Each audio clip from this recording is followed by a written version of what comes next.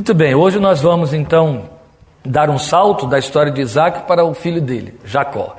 Estivemos vendo que Isaac é apenas uma sequência quase que imediata de Abraão, e Abraão figura para nós o tipo da igreja, o tipo do crente que compõe a igreja, daí ser o pai dos que creem, né? Então não vamos nos repetir. Mas quando a gente para agora diante de Jacó, que na sequência vem a ser tipo também para nós, e depois nós vamos ter José fechando aí esse quadro, José apresenta um plural de símbolos dentro da tipologia. Jacó já é mais simplinho no que ele apresenta para nós, mas de alta significação.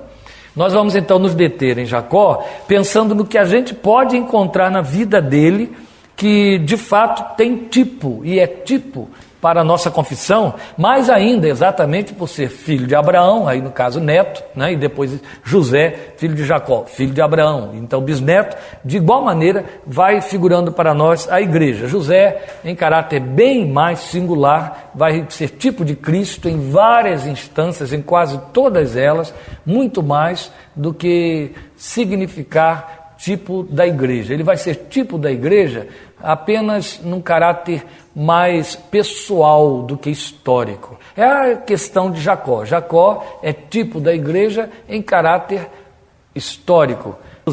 Nós vamos começar isso lendo dois textos que são longos, mas a gente precisa ler. Um é Gênesis 28, a partir do versículo 10, e o outro 32, Gênesis mesmo, 32, e eu vou ditando os versículos conforme a nossa necessidade.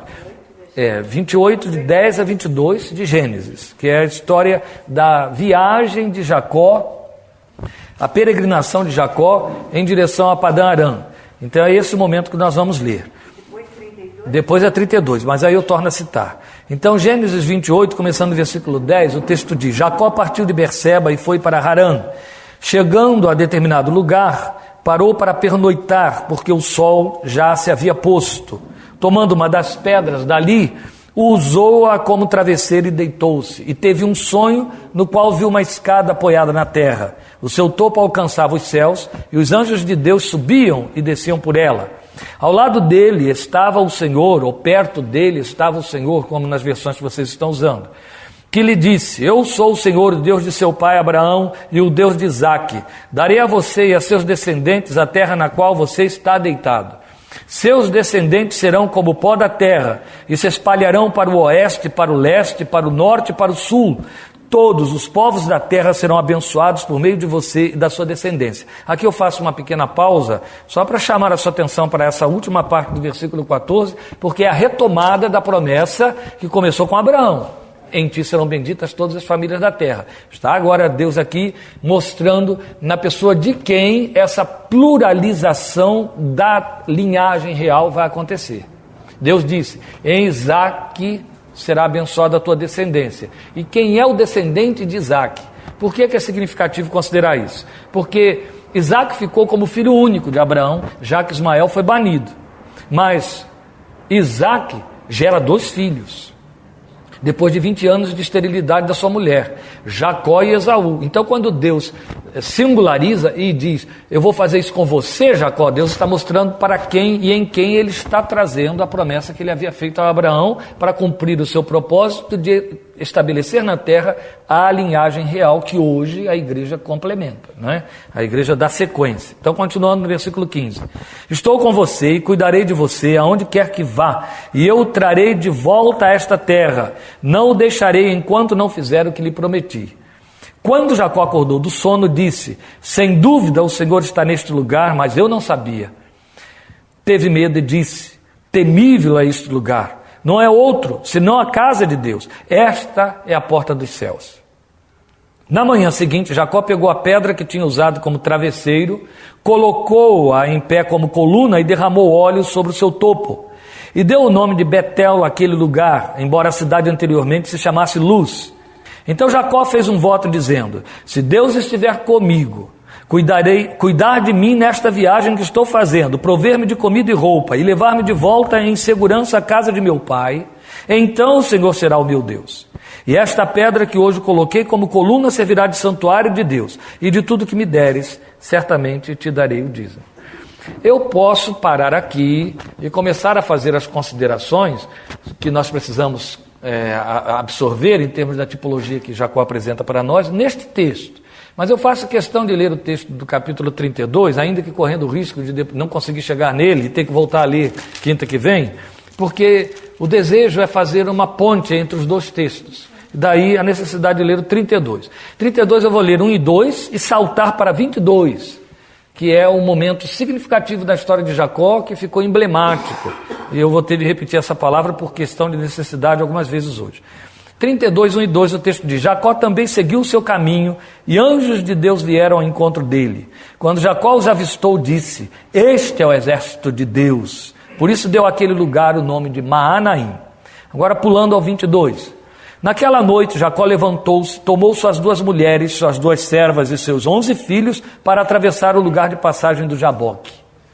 Depois de havê-los feito atravessar o ribeiro, fez passar também tudo o que possuía. E Jacó ficou sozinho. Então veio um homem que se pôs a lutar com ele até o amanhecer. Quando o homem viu que não poderia dominá-lo, tocou na articulação da coxa de Jacó, de forma que lhe deslocou a coxa enquanto lutavam. Então o homem disse: Deixe-me ir, pois o dia já desponta. Mas Jacó lhe respondeu: Não te deixarei ir, a não ser que me abençoes, ou enquanto não me abençoares. O homem lhe perguntou: Qual é o seu nome? Jacó, respondeu ele. Então disse o homem: Seu nome não será mais Jacó, mas sim Israel, porque você lutou com Deus e com homens e venceu. Prosseguiu Jacó: Peço-te que digas o teu nome. Mas ele respondeu: Por que pergunta o meu nome? E o abençoou ali. Jacó chamou aquele lugar Peniel, pois disse: Vi a Deus face a face, todavia minha vida foi poupada. Ao nascer do sol atravessou Peniel, mancando por causa da coxa. Por isso até o dia de hoje os israelitas não comem o músculo ligado à articulação do quadril, porque nesse músculo Jacó foi ferido. Bem, então vamos considerar, voltando aí ao capítulo 28, o que é importante para nós dentro da tipologia que Jacó vai nos apresentar. Veja só, a guisa de introdução, então um pouquinho antes, eu queria considerar o tipo que ele representa para nós, na sua forma de ser, mas nas palavras de Groningen, que é o autor que a gente tem citado aqui, em termos de consulta sobre tipologia. Nesse contexto de linhagem real, porque ele vai despontar nas palavras do autor como aquele que exibia o verdadeiro caráter da humanidade decaída que estava e ainda está necessitando tanto da libertação, renovação e restauração divinas. Com isso, ele abre uma janela para a gente entender algumas coisas muito importantes, o autor. Quando ele mostra que ele é o tipo da humanidade decaída, ainda necessitando de libertação, renovação e restauração, ele vai mostrar para nós, não necessariamente que Jacó está inconverso, que Jacó é apenas a velha natureza do homem. Não, por isso que eu estou dizendo que Jacó é, como legítimo filho de Abraão, ele é uma representação tipológica da igreja, porque ele vai mostrar esse lado do velho homem que o crente traz consigo, esse lado de natureza decaída que o crente carrega consigo, que Paulo chamou de corpo da morte em Romanos capítulo 7, e que a gente negar é apenas partir para um falso pietismo e se atrapalhar todo na relação com Deus e ainda prejudicar a vida dos outros, porque aí também incorre no legalismo. Toda vez que o crente se acha o bambambam, ele não tem falha, ele não tem defeito, ninguém presta para ele. Grifem isso nos seus caderninhos, que aqui eu estou falando como pastor, crente, psicólogo e psicanalista. Nas 4 instâncias eu estou com autoridade para dizer isso. Grava aí no seu caderninho. Quando o crente entende que ele não erra, não falha, que ele está bem na fita com Deus, ninguém presta para ele. Entende? Ele é o protótipo da perfeição.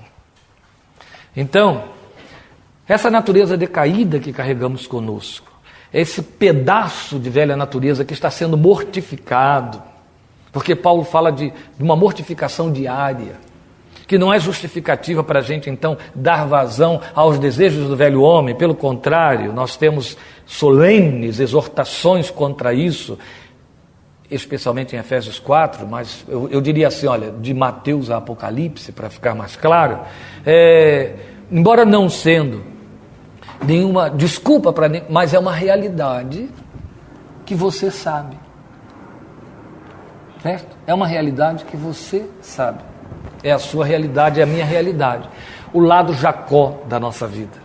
Nós o temos, nós o carregamos, nós esbarramos com ele dia e noite. E as ênfases que eu vou dar aqui é o pior lado Jacó da nossa vida. Porque falar do lado Jacó para nos referir ao velho homem, naquele sentido em que a gente religiosamente aplica ao velho homem, que é o lado instintual da nossa natureza, aquele lado que clama por uma busca de prazer irresponsável, coisa parecida, não é tão desconfortável quanto pensar no lado Jacó pelo prisma que ele nos apresenta aqui em Gênesis 28. Porque aqui ele vai nos apresentar um lado Jacó de um crente muito religioso. Entende? Que é ele, né? Eu estou falando lado Jacó nosso, mas é ele. Muito religioso. E isso tem a ver não com espiritualidade, mas exatamente com decadência espiritual. Olha, voltando a sua memória para o texto que você leu, e a memória em cima da história de Jacó, o que nós temos aqui? Nós temos aqui alguém que sai da casa do seu pai. O nome dele significa usurpador, vocês já sabem por quê. Ele queria levar vantagem em tudo o tempo todo. Ele já começa prometendo isso. É a primeira mensagem que ele passa para a parteira que está lhe dando assistência à sua mãe, Rebeca. A mãozinha que vai para o lado de fora e puxa o irmão de volta para dizer, deixa eu passar primeiro, né? Pelo menos todos interpretaram assim, e Deus anuiu com isso. E daí, alguém olhou aquela história e disse, olha, que safadinho, que trapaceirinho, vamos dar a ele o nome de usurpador Jacó. E ficou, não é? E o nome foi muito bem aplicado, porque ele atravessou a existência dele toda, quase, a vida adulta, sempre fazendo esse jogo para levar vantagem, sempre negociando. Dizem as más línguas que os judeus derivam o nome do filho de Jacó, Judá, mas os judeus deveriam se chamar Jaqueus. Então, não tenho nada contra judeu, gente. Eu acho que eu tenho muita coisa de judeu. É quando se fala que eu estou só me referindo ao fato de que judeu é mais caro, que judeu negocia e que se dá muito bem na negociação. É isso que eu estou querendo dizer. Não tenho nada contra judeu, porque é filho de Abraão, eu sou filho de Abraão, não posso falar mal de judeu. A verdade é, nós somos. Veja bem, a questão aqui é que essa decadência religiosa de Jacó tem muito a ver conosco, porque Jacó vai atravessando a vida dele querendo levar vantagem, até que ele descobre que alguém melhor do que Labão surge na história dele. E esse alguém melhor do que Labão, a quem ele tenta usurpar, é Deus. Olha só, presta atenção. Isaac imprime uma bênção sobre Jacó antes dele ir embora para Padã Arã. O Senhor vai te abençoar, o Senhor será com você, o Senhor vai te trazer de volta com prosperidade, que isso e aquilo, tarará, vai te guardar todo o seu caminho, tarará. Abençoa o filho. Ele sai debaixo dessa bênção. Cansado da caminhada, ele deita lá numa cidadezinha chamada Luz, dorme e tem um sonho, esse sonho que lemos aqui. No sonho ele vê a escada que toca até o céu, ele vê que há anjos ali subindo e descendo aquela escada. Aí ele ouve Deus no sonho falar com ele. Deus repete para ele as promessas que fez a Abraão e que Isaac repetiu no ouvido dele, abençoando ele. Entendeu? Então foi como se Isaac fosse o pregador num culto de domingo à noite, sendo oráculo de Deus, repetindo a palavra e a promessa de Deus para o crente. Lá está Jacó, o crente, ouvindo. E lá está Isaac, o pastor, pregando. Aí esse crente vai embora, depois do culto.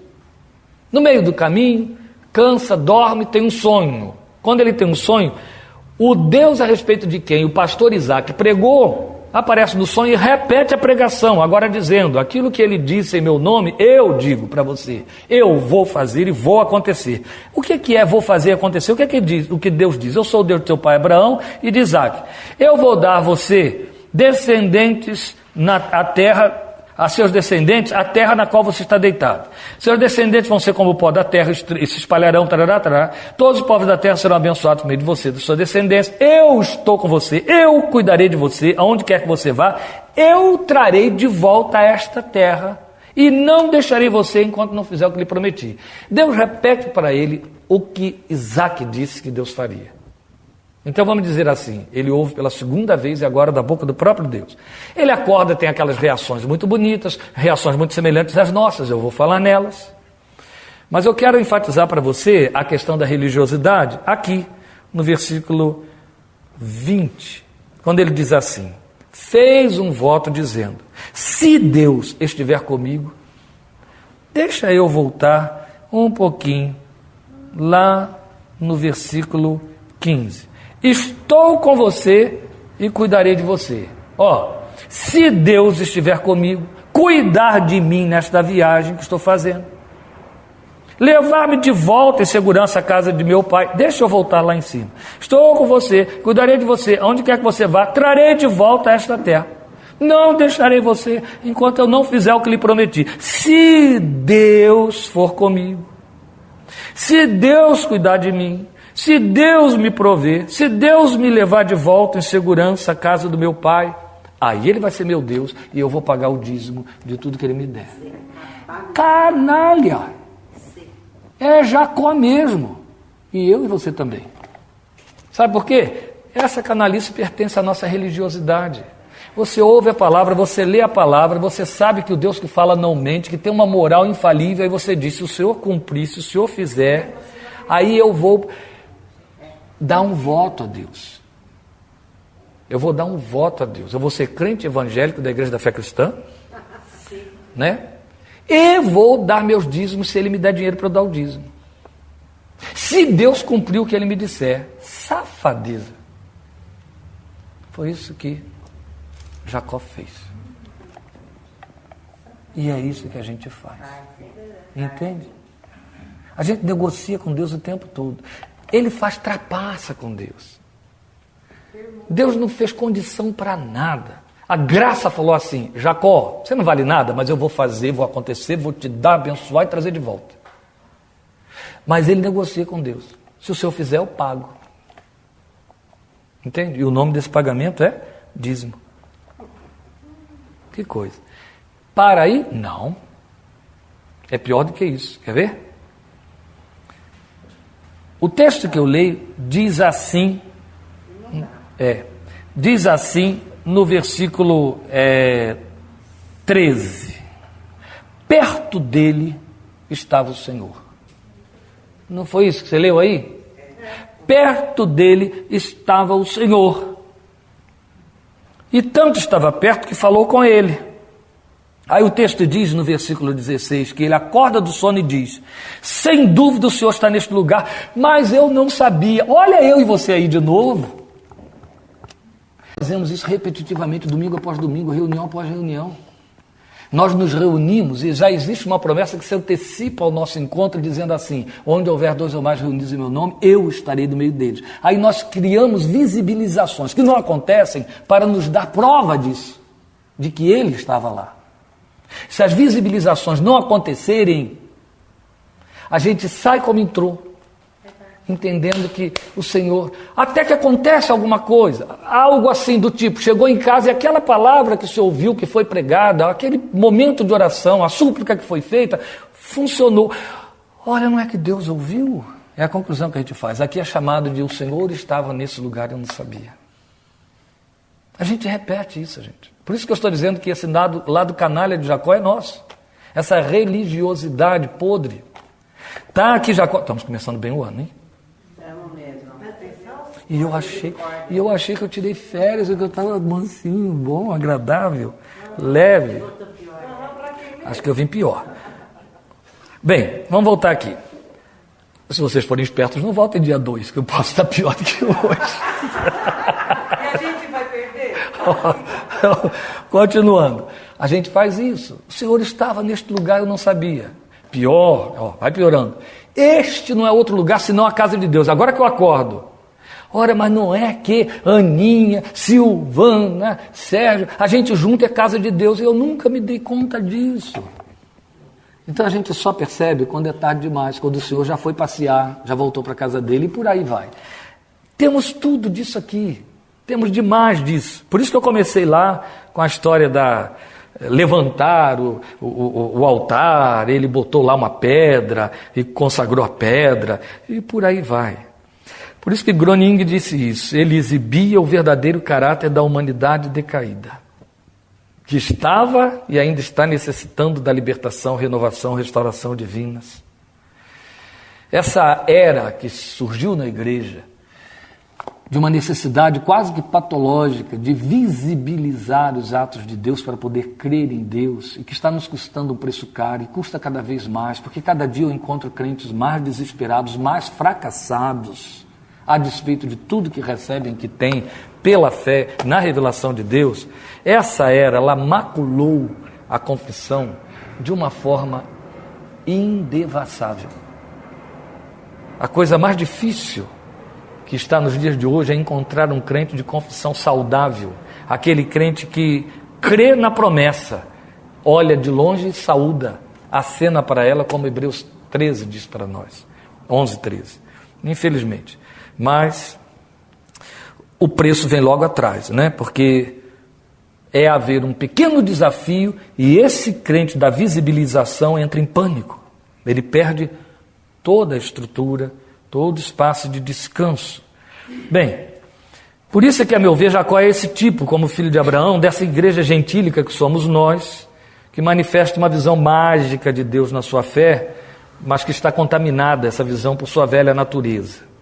Uma natureza que está num processo de transformação, que é o que veremos na experiência de Jacó, logo daqui a pouquinho, no capítulo 32. Mas vamos, então, para alguns outros aspectos tipológicos. Veja, um ponto de destaque nessa narrativa dessa peregrinação dele em direção a Harã, ali em Luz, está exatamente dentro desse sonho. Esse sonho de Jacó prefigura a natureza e a missão da igreja. Quando ele fala no versículo 17 que aquele lugar era a casa de Deus, ele conclui isso como que, e não tem por que a gente não achar que não fosse, como que por revelação divina. Esse homem não tem uma experiência escolástica, teológica, para poder dizer casa de Deus é isso. Ele levanta e num ímpeto ele diz como que pelo Espírito Santo, este lugar não é outro senão a casa de Deus. E ele conclui isso em cima de um sonho. Entende? Não aconteceu nada ali. Se ele tivesse passado pela experiência que o seu descendente veio a passar, Moisés, e todo o povo que estava lá com ele, o monte fumegando, tremendo, raios, trovões, pedra sendo escrita a dedo, aí você diria, lógico, até um animalzinho que passasse ali saindo dentro do mato ia dizer, isso aqui é casa de Deus, se soubesse falar. Mas ele faz essa conclusão a partir deste sonho, só isso que você leu aqui. Ele levanta e ele diz, este lugar é temível, não é outro senão a casa de Deus, ou seja, Deus mora aqui. Esse homem está fora do lugar sagrado. O lugar sagrado era o lugar onde Abraão estacionou com a sua família. Entendeu? Então era para ele entender como os seus descendentes definiram e decidiram que Jerusalém, até hoje, né, todo mundo a uma voz diz que é terra santa, lugar sagrado. Só não é santo para quem morre lá na bala, na pedrada e etc. Mas para quem mata é santo, e aí mata para manter o seu espaço no lugar santo. Então os descendentes de Jacó é que inventaram esse negócio de que o lugar é santo por outras razões, porque Deus escolheu, porque Deus está restrito ali. Jesus teve esse problema no diálogo com a mulher samaritana. Mas Jacó não. Jacó não viu nada que justificasse, e o espaço em que ele estava, Luz, era um espaço pagão. Não era a terra do seu clã, santificada pela presença do seu ancestral Abraão. Então como que esse homem se levanta no lugar daquele e faz um discurso desse tamanho que qualquer um diria, uma heresia, chamar isso aqui de casa de Deus? Mas foi o que ele disse. Só por causa deste sonho. Também pudera, ele sonha que tem uma escada que sobe, que desce.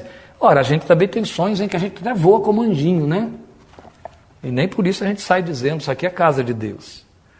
Aqui nós temos tipos.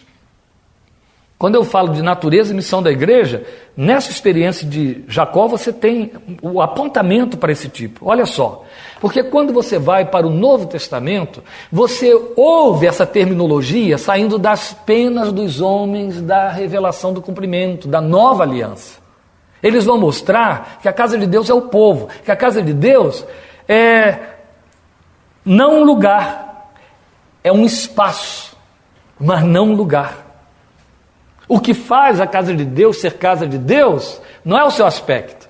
O que faz a casa de Deus ser casa de Deus não é o locus. Logo, não é um templo. Nunca deveria ser, né?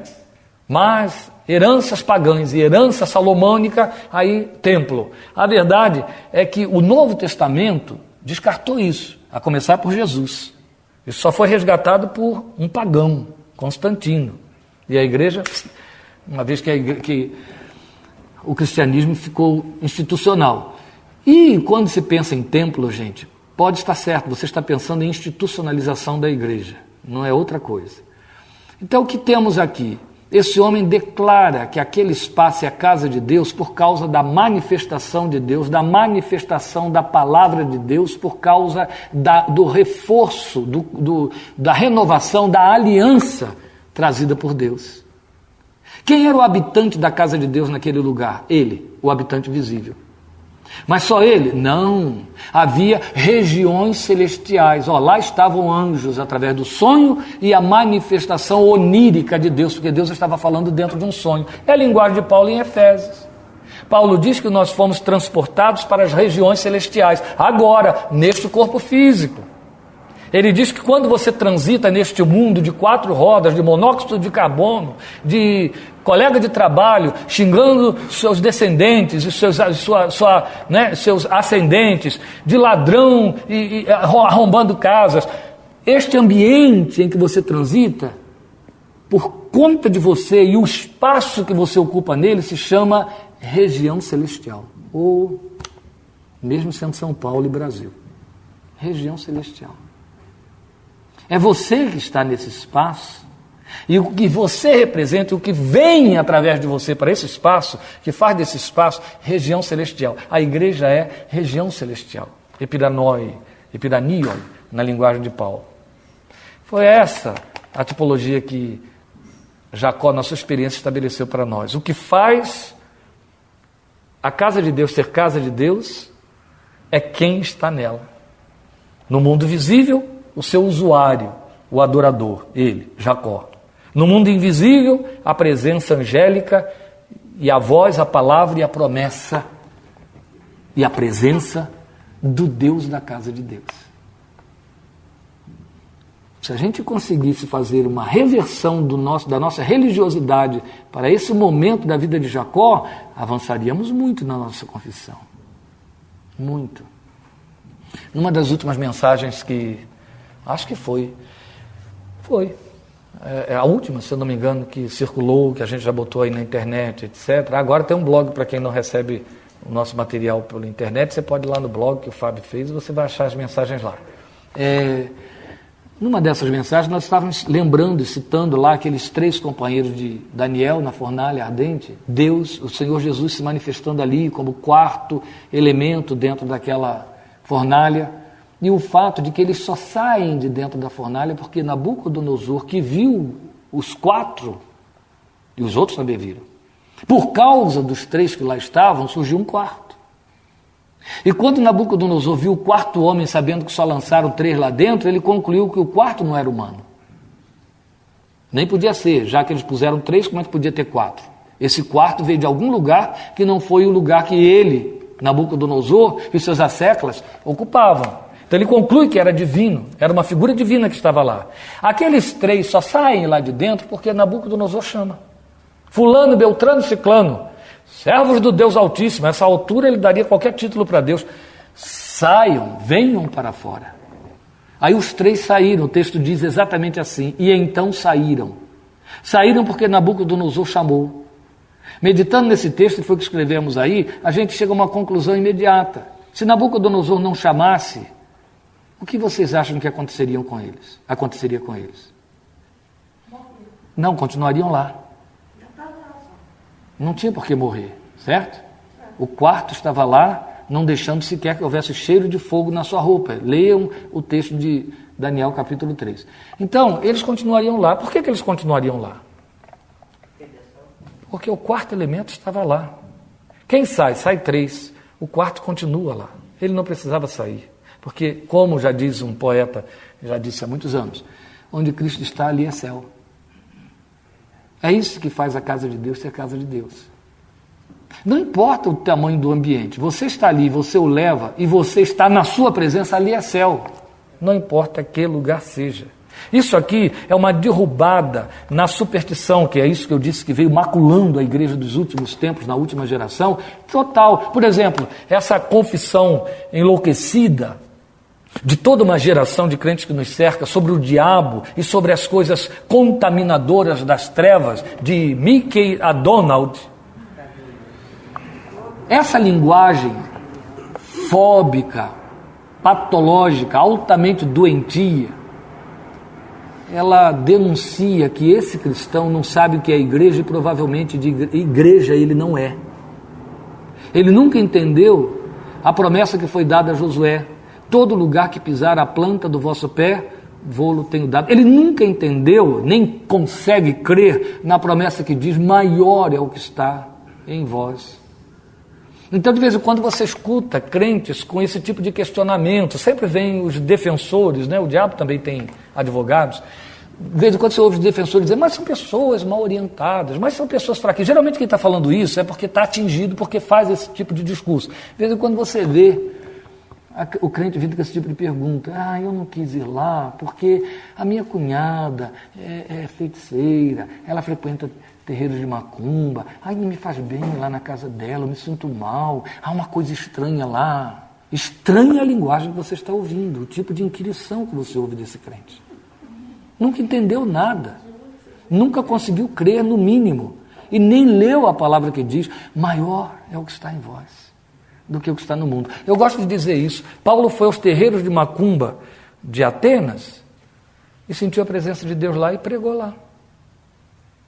É só você fazer uma transposição, uma contextualização. Os nichos dos deuses adorados pelos atenienses eram os nossos templos pagãos odiernos, seja na Índia, seja na Bahia, seja no Rio de Janeiro, seja aqui no Brasil. Templos católicos ou terreiros de Umbanda.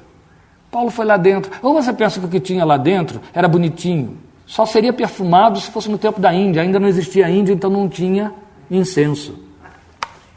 Fedia, porque tinha animal podre. Você já teve o privilégio de entrar numa casa de macumba no sábado?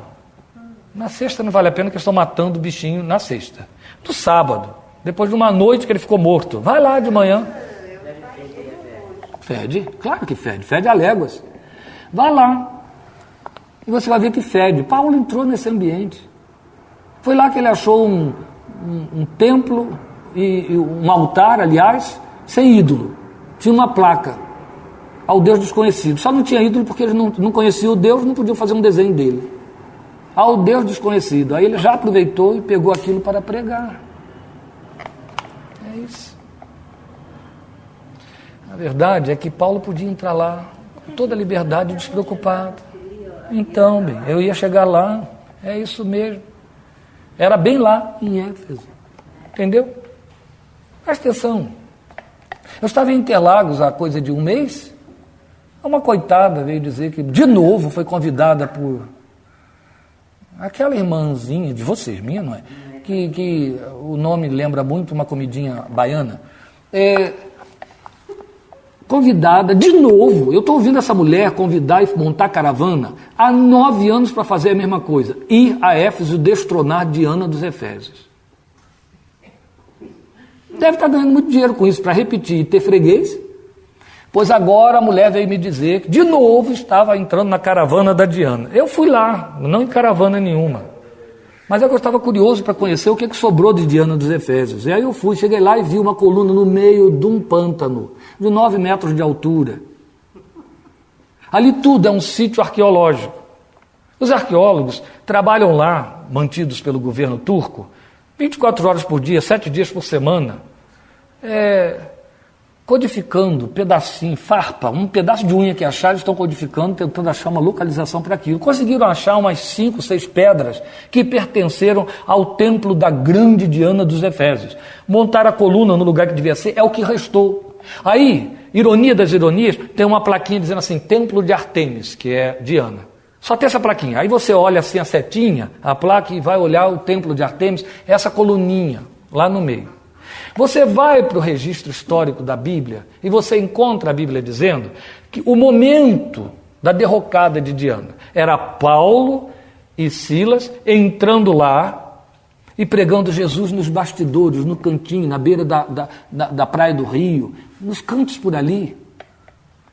E um sujeito que faturava às custas da Diana, a deusa que caiu dos céus, ficou irritado, Demétrio, porque ele viu que aquela pregação nova, que dizia que só existia um Deus e esse Deus não era Diana, ia fazer ele entrar em falência, ruína. Ele ficou irritado, promoveu uma comoção popular e o povo saiu em marcha para Diana, pelo meio das ruas e gritando, grande é Diana dos Efésios. Eu estou empesteado. Marcha para Diana. Grande é Diana dos Efésios, grande é Diana dos Efésios. A Bíblia que eu leio diz que só houve uma comoção popular e ela não foi Jesus Cristo é o Senhor, povo de Deus declare isso. Não, foi grande é Diana dos Efésios. O homem do Jesus Cristo é o Senhor estava de boca calada, não precisava falar isso. Aí aparece o pregador da Diana e diz assim, irmão, sei lá o quê, temos que combater isso aí porque há o risco de ser reputado por nada a majestade daquela que toda a Ásia adora. Quem em toda a terra não sabe que a nossa cidade é a guardiã do templo da grande deusa Diana? O que restou foi essa coluninha. Ele profetizou, há o risco de ser reputado por nada a majestade daquela que toda a Ásia adora. Quem fez a comoção e o todo barulho foram eles. Paulo estava caladinho no canto dele. Paulo chegava assim num canto, Jesus Cristo é o Senhor, Jesus veio para se salvar dos seus pecados. Aquele sujeito se convertia, a família dele também se convertia, o templo ficava lá lotado e ele não tinha templo. Era uma reuniãozinha na cozinha do irmãozinho lá que fechava a porta para a polícia turca não pegar eles. Naquele tempo não era turca. Só isso. E o templo caiu. E a Diana desapareceu. Pelo menos a história e a Bíblia que eu leio mostram que desapareceu. A história é só você pegar um avião, faz uma viagem, desce lá em Esmirna, vai de ônibus até Éfeso e você vai ver que tudo que sobrou de Diana é essa coluninha. Essa tonta de São Paulo fica levando o povo ano após ano fazer caravana para destronar Diana. Eu queria ver, não quero não, eu imagino que eles devem ficar formando fila na frente do pântano e dizendo, sai daí, em nome de Jesus e tarará, sei lá que tipo de... ou muralha de Jericó, né? Mas aí vai chafurdar no pântano. Eu queria entender o que passa pela cabeça dessa gente louca, que não consegue se convencer, nem pela história, nem pela Bíblia. Não, o nome disso é sensacionalismo, é fogo-fato, e é também trapaça religiosa. Mas as pessoas correm atrás. Por quê? Porque querem esse tipo de visibilidade. Porque não conseguem entender que o lugar em que você pisa, Deus te dá. Que maior é o que está em você do que o que está no mundo. A coitada da deusa já desapareceu tem 2000 anos, gente. E o povo ainda quer destronar. O que nós temos aqui é uma repetição de um lado de Jacó que a gente conteve quando que o próprio Jacó o abandonou. Jacó concluiu por sua própria experiência que Deus nesse lugar, é a palavra de Deus neste lugar, e eu aqui como um adorador, aquele que está sob a promessa de Deus, presença angélica que eu pude contemplar através de um sonho, só pode fazer desse lugar a igreja, a casa de Deus, e isso torna temível. Mas aí ele joga um emblema para nós. Ele diz que por ser casa de Deus, por causa de Deus estaria, ela é porta dos céus.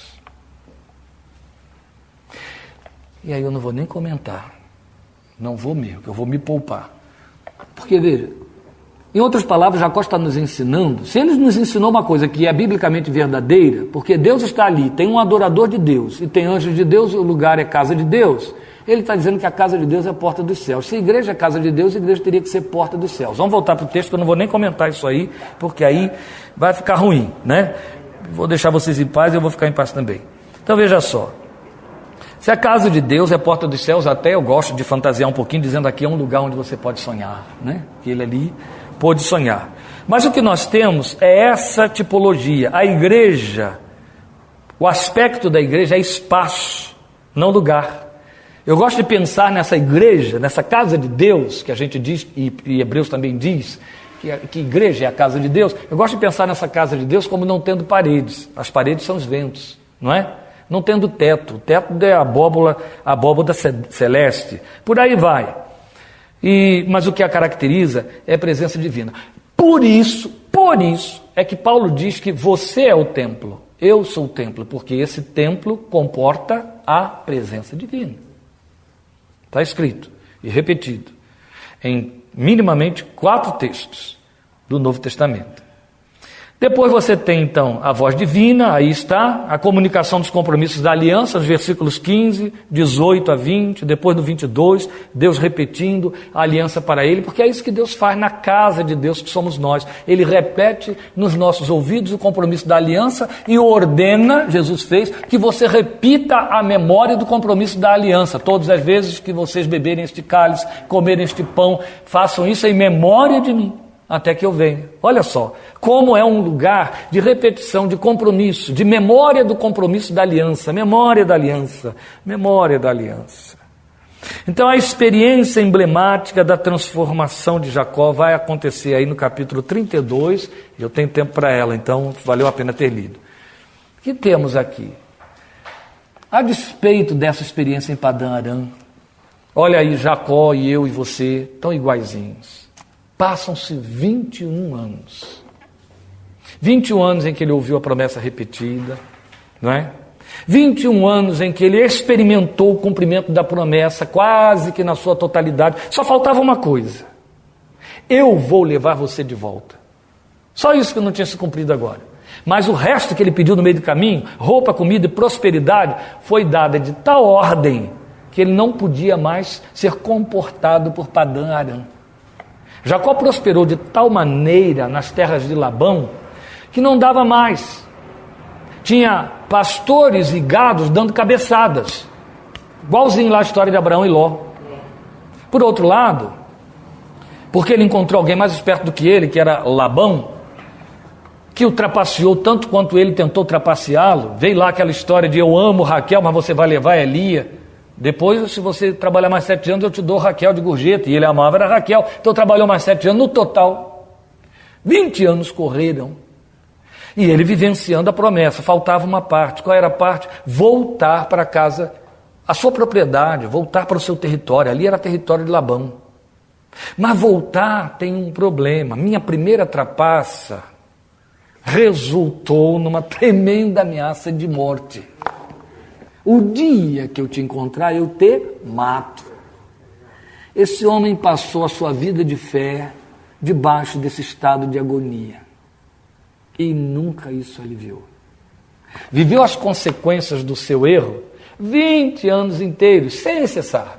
Prospera, prospera, prospera. Trabalha, trabalha, trabalha. Mas a cabeça está voltada para a terra do seu pai e o encontro com Esaú. Meu irmão está vivo.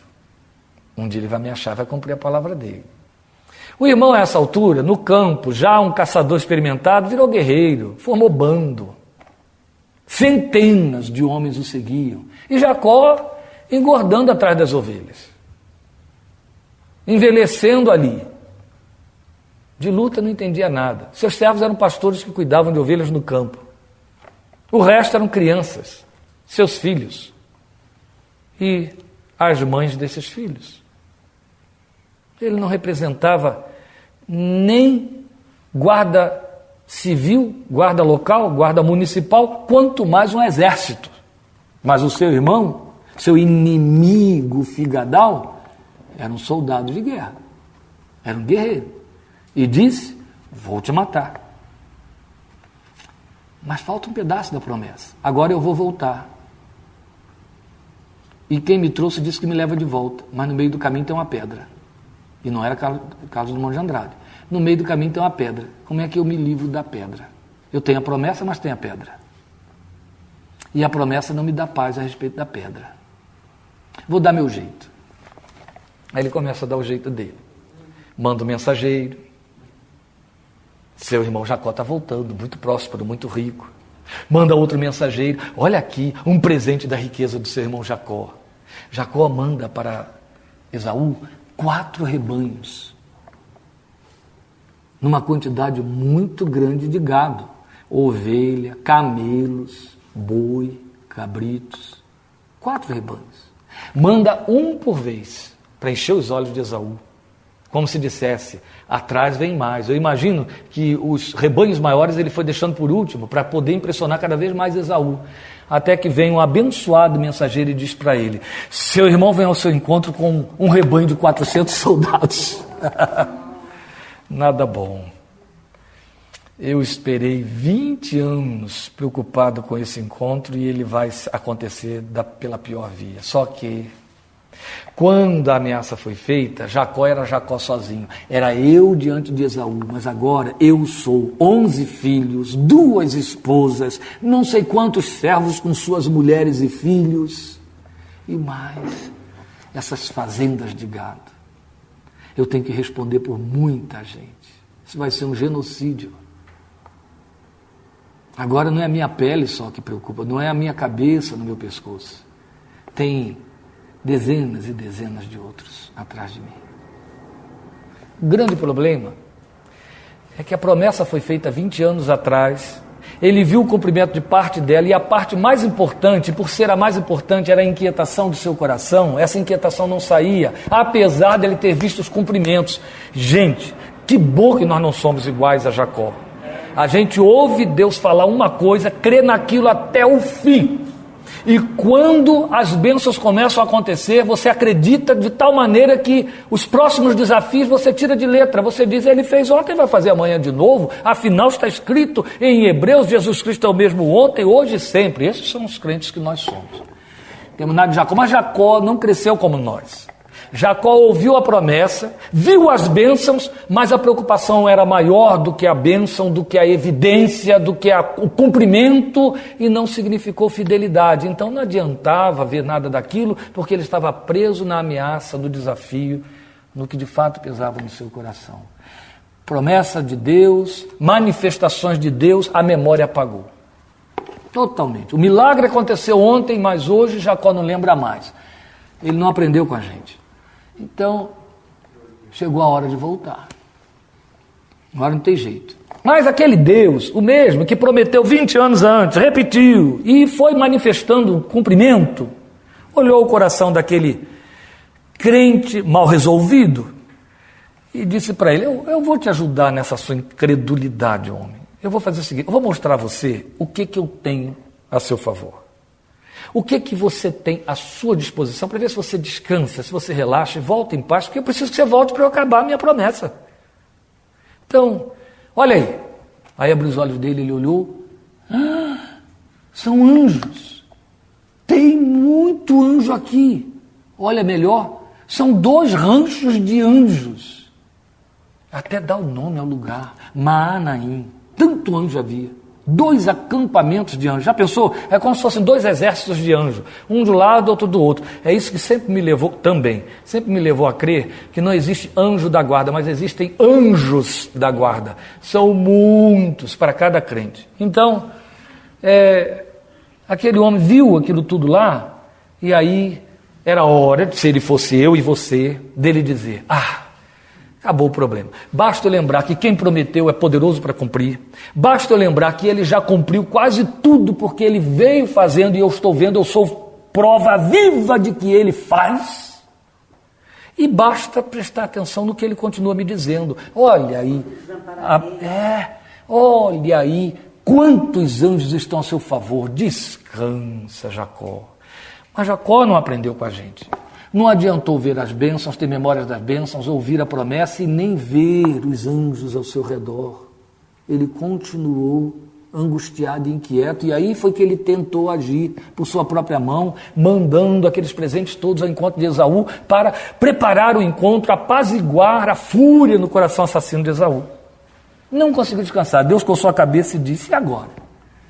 Eu escolhi meus melhores anjos, os mais irrequietos, os mais poderosos, aqueles que estavam doidos para pegar o infiel e botei lá a favor dele. Abri os olhos dele para ele ver. Não significou nada, vou fazer mais o quê? Tantos séculos depois, muitos, um descendente de Jacó passa por uma experiência semelhante à dele. Lembram de Eliseu? Lá no centro de Samaria, o exército da Síria cerca a cidade, o rei da Síria manda um exército para catar um homem só, calar a boca de um profeta que estava servindo como 007, fazia um trabalho de espionagem infalível contra ele e ele perdia cada guerra, cada cerco contra Israel. Então ele manda seu exército lá, armado até os dentes, para acabar com aquele profetinha, coitado. E o profeta está lá na dele, escovando os dentes de manhã, sossegadinho, no pátio do quintal, a cidade cercada, os cavalos rinchando. E o auxiliar dele vem para despejar água na mão dele, escuta aquele barulho todo e olha, perde o fôlego. Quando ele vê aquele mundo de soldados inimigos cercando, já entende, né? Estamos fritos sem banha. Chega para ele e diz, meu Senhor, olha, nem consegue falar. Eliseu, sossegado, olha para ele, Senhor, abre os olhos dele para que ele veja. Aí a Bíblia diz que Deus abre os olhos de Geazi e ele olha, os montes estão cheios de carro de fogo e exércitos de Deus. Aí Geazi descansa. Fica com o mesmo descanso de Eliseu. Que bom que não aprenderam com Jacó, não é? Deus se consolou de Jacó em Eliseu. Como ele se consola com a gente, né? Nem precisa a gente ver exército de anjos, a gente... E aí, não restava mais nada para Jacó. Hebreus 4. Não restava mais nada para Jacó. Deus pensa, espera aí, mandei um exército de anjos, vou fazer mais o quê? Vou mandar meu filho, é o único jeito, né? Se anjo não serve, lá vou eu mesmo. Aí lá vem uma das manifestações pré-encarnadas de Jesus. Lá vem uma teofania. O próprio Filho de Deus, o quarto homem da fornalha, lá vai ele encontrar Jacó. Só que é muito, muito, muito interessante e significativo que o primeiro movimento parte do homem desesperado, desse crente que precisa aprender com a gente, esse Jacó fraco na sua religiosidade insípida. Ele olha aquela situação toda, ele viu o anjo, ele se encosta num canto e pensa, não deu em nada. Eu estou desassossegado. O jeito que tem é eu tentar resolver esse negócio bem pessoalmente com Deus. Preciso resolver, demorou demais, preciso resolver o meu problema. Então ele pega, coloca para trás dele, protege tudo que ele tem e é. Toda a família, mulheres, filhos, bens, e aí o texto diz assim, e fica ele só. É esse momento em que Jacó chega a esta conclusão.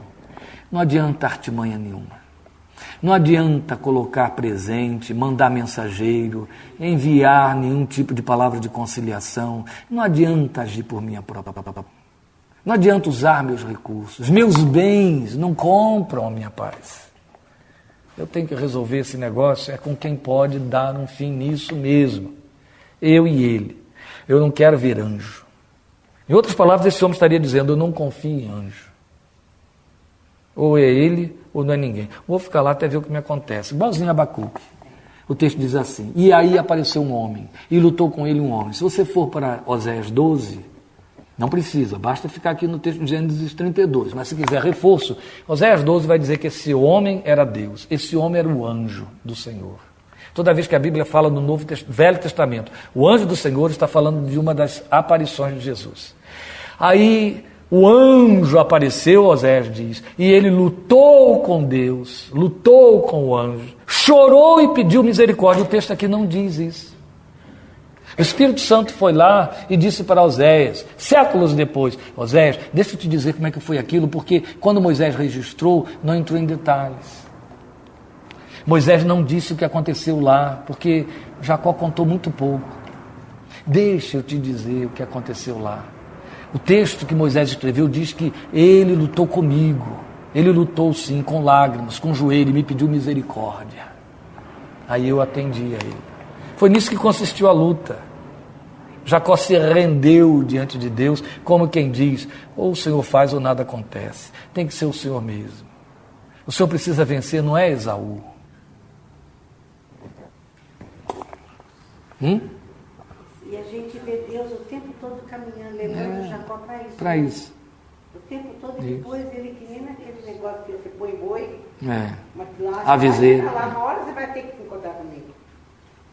Mas você percebe, nesse momento que nós estamos dizendo, não é Esaú que o Senhor tem que vencer. O Senhor tem que vencer Jacó. O Senhor tem que me vencer. O grande guerreiro sou eu. Sou eu que estou lutando com as minhas forças e por isso não descanso. Sou eu que quero arranjar as soluções e ter as respostas, por isso não descanso. Gente, a igreja é isso. Nós somos assim. Isso. Eu quero ter garantias daquilo que eu posso controlar. O que eu posso controlar, nisso eu confio. Então eu preciso ser vencido. Não é Esaú. É muito interessante. Ele trabalha o tempo todo, mesmo tendo visto anjos, através de mensageiros, fazendo contato com Esaú. Ele quer quebrar Esaú através de sua diplomacia. Mas agora, esse homem entende, nada disso serve para nada. Eu vou ficar aqui e vou travar uma luta com Deus. Isso vai se repetir noutra instância, de outra maneira, de forma muito mais bela até, na história de Jó. Ou então aconteceu antes. Presume-se que a história de Jó tenha precedido, e há indícios disso, a revelação da lei. Então a história de Jó é uma história anterior em muito a Abraão e etc. Então, aconteceu com Jó, muito antes, ou por aquele tempo, o fato de Deus, depois de toda aquela guerra na vida de Jó, toda a desgraça que aconteceu com Jó, toda aquela aflição dos 5 amigos enfiando um outro Deus na cabeça de Jó, e Jó se mantendo fiel a duras penas, até que esse homem perde as pontas, perde as estribeiras, se confunde todo, na sua angústia, lança perguntas diante de Deus, aí Deus lhe aparece. Quando Deus lhe aparece, diz para ele, fala comigo como homem, e eu te responderei. É aqui. E é aí que a gente vai se deter para que você entenda o que essa tipologia tem de significativo para mim e para você. Eu vim o tempo todo falando sobre a nossa religiosidade. Comecei tudo falando de nossa falsa piedade. Lembrem que a gente fica achando que ninguém presta porque eu estou bem na fita com Deus. Até que chega o momento em que você, super crente, tem que dar de cara com um fato, sua humanidade. O homem, a mulher que você é. Essa coisa frágil, desesperada, incapaz. Esse é o seu momento maior. Porque é o momento em que Deus te olha e diz, agora eu posso falar com você. É quando você vem comigo, vem diante de mim, como o homem que você é. Não como crente que você quer que eu creia que você é. Mas como homem. Nessa sua desnudada franqueza, com toda a sua miséria exposta, toda a sua limitação consciente, com toda a sua desgraça pessoal, miserável, aí você chega diante de mim como homem, fala como homem, eu te ouço, e a beleza está em Deus dizendo, eu suporto você na sua humanidade, eu entendo disso. Pode falar comigo com essa sua linguagem de fúria, de incompreensão, de revoltado, de desesperado. Eu vou te responder assim, porque agora você está falando comigo como homem, sem o seu evangeliquez, sem a sua linguagem estereotipada, religiosa, hipócrita, que a gente usa muito até nas orações, né? Eu lembro que aquele pessoal de um programa que eu parei de ver porque eles perderam as estribeiras, e aqui vai uma crítica, CQC, então havia lá há um momento em que um sujeito lá que eu já esqueci o nome, que bom, ele entrevista pessoas e tal, e faz um jogo, não, é um teste que ele faz lá, e ele levou o INRI num desses testes, esse dia eu assisti. Lembra do INRI? Aquele que pensa que é, diz para o povo, pensa não, diz para o povo que ele é Jesus encarnado, ele acha que é. Aí o rapaz, que eu esqueci o nome, falou para ele, por que você quando fala com Deus, fala desse jeito? Que jeito? Desse jeito, Pai. E ele repetiu, né? Mas você quando fala com a gente não fala assim. Mas para falar com o meu pai é desse jeito que eu falo. Mas precisa ser assim, Pai. Se não for assim ele não te ouve. Aquela piada de mau gosto que estava ali, até era um confronto que ele estava fazendo, é nosso também. Eu me lembro de um homem ministrando para a gente no Betel uma vez dizendo isso. Vocês já pensaram no ridículo que a sua oração é? E como fica o coitado de Deus do outro lado tendo que ouvir o que você diz na sua oração? Nosso Deus, que está nos céus. Vocês já entraram naquelas igrejas históricas em que tem o momento dito na liturgia, qual é a hora de dizer amém? Está escrito. Já entraram? Já ouviu a oração que é feita? Está escrito lá. Oração inicial pelo irmão fulano de tal. Aí o irmão fulano de tal, depois que tem o prelúdio, ele levanta a voz para orar, ele ora assim, quer ver? Senhor nosso Deus. Aí dá um intervalo em que é proibido roncar. Nós que estamos neste santuário dedicado ao teu louvor. E não pode dizer amém. Tirando esses excessos, tem as nossas orações, que sem ter sem ser enfatuada, ela tem trapaça jacobina. Sabe que eu te amo. Então, não precisa dizer, né? O Senhor compreende. Ou então, ó Senhor.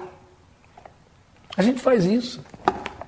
Não é mera crítica, que eu faço, todos nós fazemos, mas deve ser horrível isso lá do outro lado, né? Eu lembro Paulo Romeiro uma vez dizer que em certas horas, em determinados cultos, Deus deve passar assim com os anjos e dizer, Miguel, desliga isso aí. Porque, né? Não é brincadeira, o negócio é fastidioso. Então vocês tentam imaginar. Olha só, olha como eu estou falando aqui com vocês, como a gente conversa, mas na hora de orar muda tudo. Cria entonação, empola a voz. Não é? Você não consegue falar nem assim para o presidente da República. Você não consegue falar assim para o duque não sei das quantas, a princesa não sei que veio inaugurar aqui uma casa de auxílio de 2 mil libras por mês, no lugar de favela do Rio de Janeiro. Você não fala assim com eles. Mas na hora de falar com Deus, ó Senhor, Senhor nosso Deus, e tarará. Então ele chega para Jacó, é pior ainda, né? Ele chega para Jó e diz assim, ele chega para Jó e ele diz, fala como e eu vou te responder. Já pensou Deus dizendo isso para mim e para você? Eu acho que deve ser isso que Deus sente vontade de dizer. Aqui, fala comigo como você fala com sua mulher. Fala comigo como você fala com suas filhas. Para com esse negócio. Não é? Fala como homem. Eu não estou querendo que você pense, não estou reduzindo isso à oralidade, à verbalização. Eu estou me referindo a todo esse estereótipo que a gente cria de religiosidade. Eu estou me referindo à maneira como eu quero mostrar para Deus que eu sou crente, que eu sou adorador. Ou não ouvisse o coração, não é? Você deve perceber a mesma coisa que eu. Tem pessoas que se aproximam de você e quando você não é isso, ela sai tão decepcionada perto de você. Eu tenho de monte. Olha, eu não esqueço, já usei esse exemplo para vocês, que é uma coisa que me marcou e hoje ficou divertida. Tenho carinho por essa senhora que até nunca mais ouvi, mas eu me lembro, ela era uma daquelas carregadoras de andor da igreja de São Judas, lá do bairro em que eu morava. E eu morava numa chácara em Rio Claro, era uma chácara gostosa, não existe mais hoje em dia, acho que amaldiçoei o lugar que ela foi exterminada. Então, era uma chácara de 2.000 metros quadrados, eu orava ali de madrugada, no meio daquelas árvores, era uma delícia. Então, eu morava lá, a casa ficava numa esquina da chácara e você tinha toda aquela extensão totalmente murada. Então, eu tinha espaço para orar ali de madrugada, fazer barulho se eu quisesse, que ninguém ia ouvir. E aí a coitada, né, nova, convertida, bem novinha mesmo, houve um evento qualquer lá em casa, que eu não me lembro qual foi, ou foi uma visita. Não, foi ela com mais 2 pessoas, foram fazer uma visita. E eu não esqueço até hoje que ela entrou, parou, conversou e tal. Quando chegou na varanda, as minhas 2 primeiras já eram nascidas, né? A Naara estava falando as primeiras palavras, Laís já estava subindo pelas paredes, porque era terrível, Laís, bem minha filha. E aí a mulher chega, né? E, gente, a minha casa fedia a bebê por todos os cômodos. Sabe o que é isso? Você já teve isso? Ela fedia, a bebê não cheirava a bebê. Fedia, que cheira de noite, depois você arruma tudo, mas durante o dia... Então, era, sabe, tinha todas as marcas, né, da existência delas por ali, os ruídos e etc. A mulher entra, vai lá pela varanda e tal. Isso aqui é para aliviar aquela carga com que eu entrei aqui hoje, sentando a bordoada.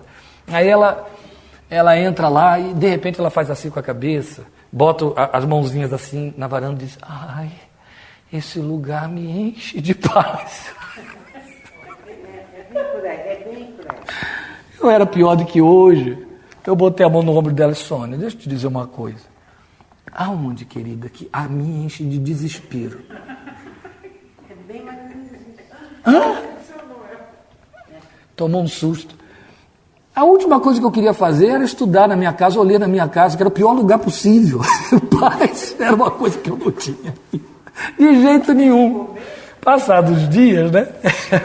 Passados os dias, eu assisti um documentário da televisão e vi a repórter entrevistando uma mulher que era líder religiosa do seu ambiente, e de repente ela estava, essa mulher, foi a última cena do documentário, filmaram a mulher por detrás.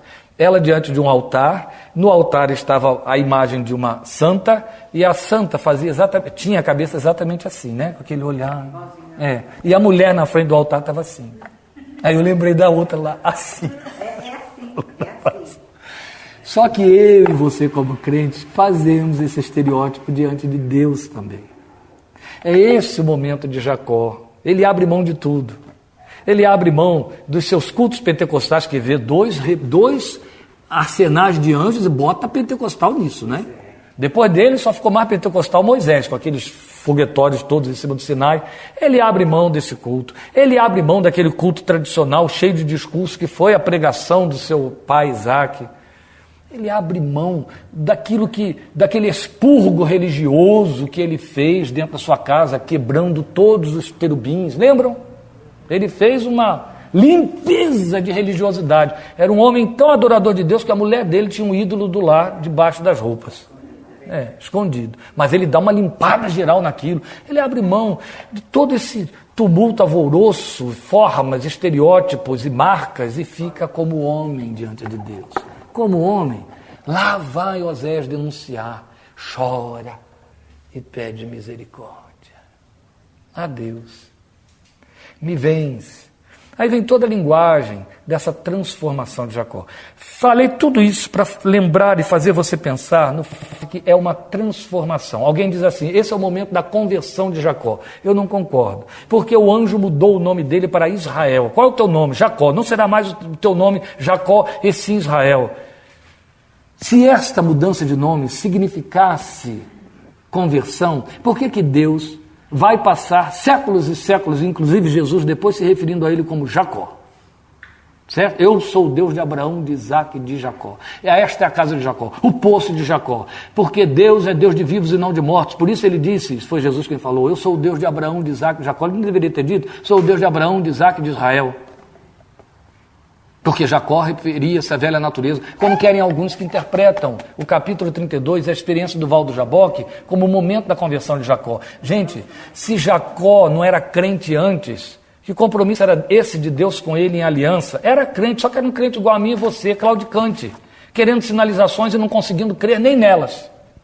Sempre duvidando, sempre crendo mais na ameaça, nos riscos, nos desafios, do que tendo lugar para a fé e a visão da honra de Deus e da fidelidade de Deus. Sempre.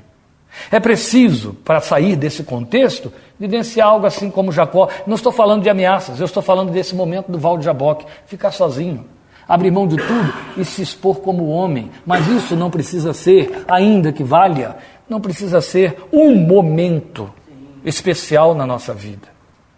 É amanhã, sexta-feira, é hoje, quinta, é depois de amanhã, sábado, entende? Todos os dias. Não precisa ser como eu faço lá em Analândia, num bosquezinho separado. Não, embaixo do chuveiro. Entende? É o momento em que você vai como homem. Você fala das dúvidas. Você fala dessa sua decadência. Sem rodeios, sem eufemismos. Tem que ser assim. Eu vejo crentes, depois de longas voltas, creio que é a sua experiência também, não importa falar a respeito dos outros, quero falar em crentes, chegaram diante de mim no consultório, fazer exposição, que eu admiro, tenho vontade de pegar a mão, sabe, cumprimentar e dizer parabéns, você é corajosa, você é corajoso, eu te invejo nessa coragem que tem de se expor dessa maneira, de dizer coisas desta ordem. Esse crente não diz isso para Deus. Fala para mim e não fala para Deus. Somos assim. Então, precisamos dessa transformação de Jacó. A tipologia que Jacó nos passa aqui, dessa igreja com essa natureza decadente, é a suficiente para nos ensinar que todos nós, semelhantes a ele, precisamos dessa transformação, precisamos ter o nosso momento de luta. O texto diz que ele tinha consciência de que lutou com Deus, tanto que ele chamou o lugar de Peniel e disse, via Deus face a face. Só que, para que não fique barato, deixa eu concluir dizendo isso a você. O texto encerra dizendo que na luta, o anjo disse para ele, seu nome vai ser Israel, um que luta com Deus, seu nome vai ser Israel, porque você como príncipe, como homem, lutou com Deus e com os homens e prevaleceu. Ele não tinha lutado com homem nenhum.